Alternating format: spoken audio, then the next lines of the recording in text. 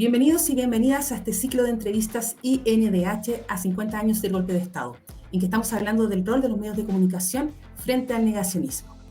Y hoy día estamos muy contentos porque tenemos a un gran invitado, a Juan Cristóbal Peña. Les voy a contar un poquito sobre la trayectoria de Juan Cristóbal.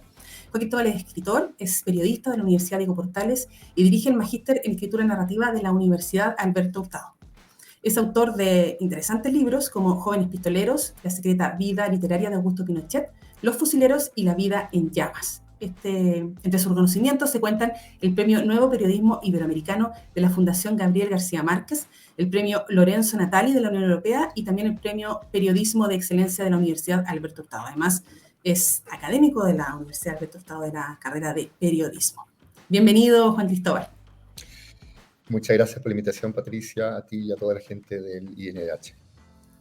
Bueno, nosotros queremos, por supuesto, agradecerte que estés con nosotros en este ciclo de entrevistas en que hemos querido reflexionar a 50 años del golpe de Estado sobre el rol que tienen los medios de comunicación, que tienen comunicadores y comunicadoras también para promover y defender los derechos humanos en esta fecha tan importante. Y queremos preguntarte, ¿no? Hacer un poco de memoria para que también nos cuentes cuál fue el rol que tuvo la prensa en la época de la dictadura. Bueno, creo que hacer memoria en este caso también es hacer una reflexión del presente. Ya voy a tratar de explicar por qué quizás en esta respuesta o si hay oportunidades complementarias las que vienen, porque en lo puntual, bueno, hay una dualidad opuesta importante sobre el rol de la prensa en dictadura. Por un lado, una prensa oficialista que desde los primeros días o desde el primer día del golpe de Estado tuvo una conducta servicial, funcional y cómplice de todo lo que fueron las violaciones a los derechos humanos ocurridas en dictadura, y no solo las violaciones a los derechos humanos, los abusos, los privilegios de clases, las transformaciones sociales, económicas, antidemocráticas que ocurrieron en esos años y que algunas de ellas o varias de ellas se extienden hasta estos días. Entonces, hay una prensa, y ahí lo que decía al comienzo, que es cómplice de esos hechos y que es una prensa, obviamente con actores muy distintos, pero que sigue activa hasta el día de hoy, por lo menos en las marcas, los nombres, ¿no? Las dos grandes cadenas de medios que pudieron funcionar, que fueron autorizadas para funcionar posterior a estos días de excepción al golpe de Estado, fueron el Mercurio y La Tercera. Son las dos grandes cadenas de medios que siguen existiendo hasta el día de hoy, y eso creo que debería llevar una reflexión, me parece que es inaudito, y debería llevar a una crítica también, a una discusión sobre eso, y sin duda a una autocrítica que no la ha habido. Entonces,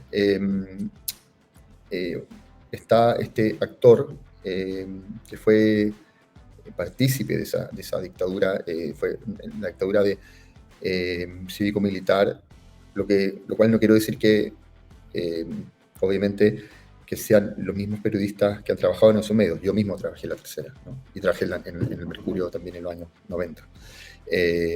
Pero hay una responsabilidad, me parece, primero de los propietarios, que no son los mismos en el caso de La Tercera, pero sí del Mercurio, y de quienes tuvieron en ese momento responsabilidades en esta empresa de gobierno. Y por otro lado está el papel que cumplieron los medios opositores y los periodistas opositores en los años 80, que tienen, digamos, una responsabilidad diametralmente opuesta en cuanto a que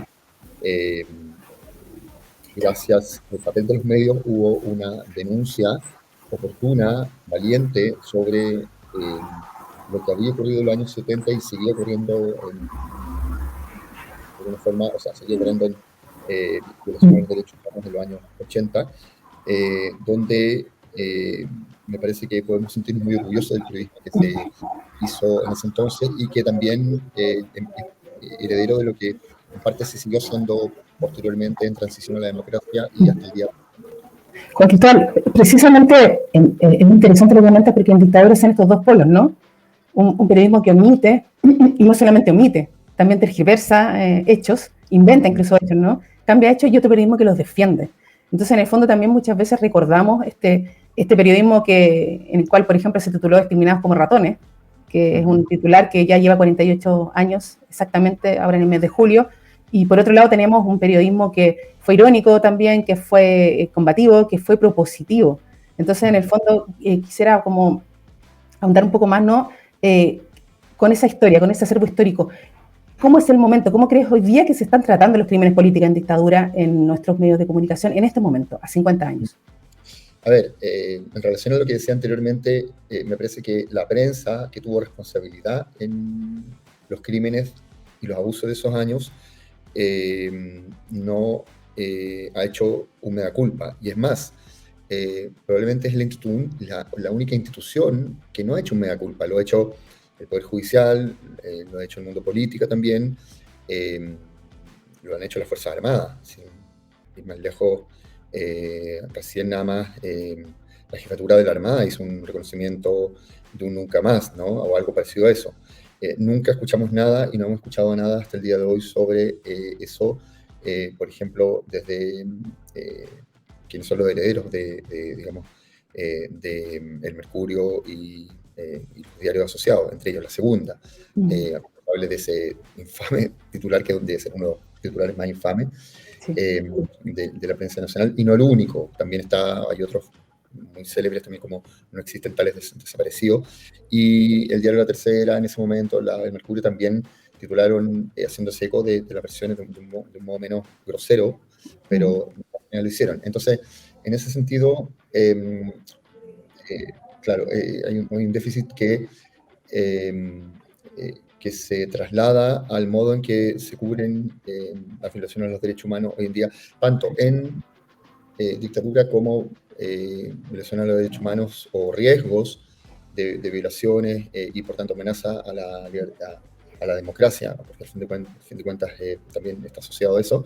Bueno, se traslada a lo que son las coberturas hoy en día. Hace mucho tiempo ya que igual que el tema de los derechos humanos dejó de importar a los grandes medios, y puede ser hasta entendible por un tema de agenda, ¿no? Pero lo que no es entendible y es muy difícil de comprender, sobre todo para contextos miradas externas, extranjeras, es que nuestra dictadura no sea una dictadura para los grandes medios, digamos, sea el régimen militar, ¿no? Pero sí la dictadura digamos, sí se piden condena y se le llama la dictadura de Maduro, se le llama la dictadura de Ortega, etcétera, ¿no? Pero la nuestra no lo fue, ¿no? Aparentemente.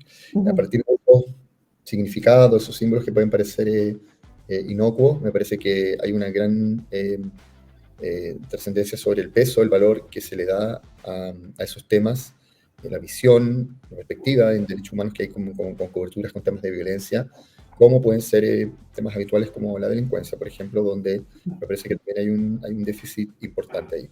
Claro, temas como la migración, como la seguridad social, ¿no? Es decir, siguen impactando hasta el día de hoy en el tratamiento informativo. Exactamente, sí. Juan Cristóbal, y nosotros también nos hemos preguntado, ¿no? ¿Cómo observas tú, en el fondo, cómo ha ido cambiando este relato? Tú que pudiste en dictadura, digamos, me imagino comenzar tu ejercicio profesional, también observar el ejercicio de los medios, ¿cómo ha ido cambiando este relato social una vez que entramos a la democracia, que retornamos a la democracia, y hoy día ya 50 años del golpe? ¿Cómo has visto que ha ido cambiando este relato, como en las palabras incluso que se usan, ¿no? En las formas de hablar sobre los crímenes de la dictadura? Bueno, ha sido un cambio bastante, me parece, pausado. Nuestra transición a la democracia no fue una ruptura, fue justamente eso, una transición, si bien, o incluso uno podría decir un continuo en algunos aspectos. Y en ese sentido han sido procesos bastante lentos en cuanto a los reconocimientos en materia de los propios crímenes, por ejemplo, de derechos humanos ocurridos en dictadura, a el modo en que denominamos esos fenómenos. Recién mencionaba anteriormente de la dificultad para nombrar a una dictadura como tal. La aceptación de los mismos actores que fueron partícipes, protagonistas de esa dictadura, convertidos, digamos, en actores de esta nueva democracia. En consecuencia, creo que, ha sido un proceso pausado, como dije en un comienzo, pero también de retrocesos, sobre todo que se pueden observar en el último periodo, donde han sido puestas en cuestión algunos aspectos que parecían superados, ¿no? Como, por ejemplo, una exacerbación de una mirada tal vez o sensacionalista, o tal vez sin una perspectiva en temas, estoy pensando en temas de delincuencia, migración, sin una perspectiva de derecho humano, donde en este relato social que está también favorecido o amplificado por los medios de comunicación, se cuela un discurso peligrosamente autoritario, un discurso que en definitiva coquetea con el autoritarismo del pasado, pide mano dura y de cierta forma también favorece la violación a los derechos humanos y los abusos policiales que digamos que quedaron más que claros durante el estallido social, pero también que venían arrastrándose durante los años 90, durante los 2000. En ese sentido, me parece, hay un relato que es preocupante en relación a la valoración de, fin de cuentas, de la democracia, ¿no? O sea, sí. una democracia y una seducción por el autoritarismo. Sí, bueno, por los discursos negacionistas, ¿no? Sobre la poca valoración también del diálogo social. Juan Cristóbal, y a un nivel más personal, o sea, también es profesional, ¿por qué elegiste o por qué te has mantenido, ¿no?, trabajando en el periodismo de investigación con este foco? El foco, bueno, no solamente en realidad sí, en general de los derechos humanos, ¿no?, pero hablando mucho todavía sobre el periodo de la dictadura, por ejemplo, ese libro que tiene sobre la literatura ligada con Pinochet, que es un libro muy interesante. ¿Por qué un periodista elige seguir en esta senda? ¿Por qué este es tu tema principal? A ver, creo que primero por una cosa de experiencia, porque pasé mi juventud en dictadura, en los 80, empecé a hacer periodismo comienzo de los 90, cuando comencé a estudiar. Por tanto, hay algo experiencial que es marcador.